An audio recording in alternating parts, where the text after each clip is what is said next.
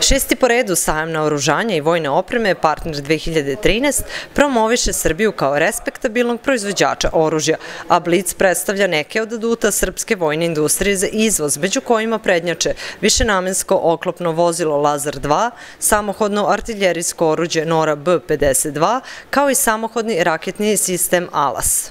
Nalazimo se znači u zemaljskoj stanici za bespilotnu letelicu srednjeg doleta sa motorom sa unutrašnjim sagorevanjem koja ima naziv Pegas.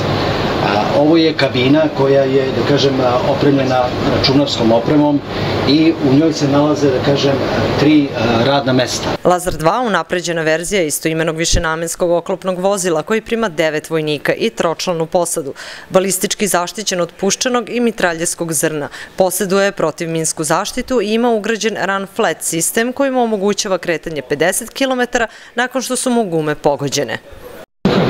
Jedno ovako vozilo? Naravno, vozilo nije u slobodnoj prodaji, samo po specijalnim zahtevima vozilo se nabavlja, nije za privatne, da kažem, svrhe.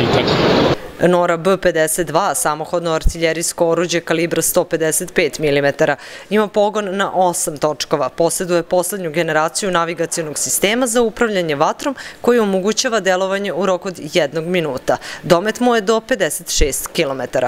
Alas, samohodni sistem za transport, lansiranje i vođenje raketa, jedan je od najambicioznijih projekata domaće vojne industrije.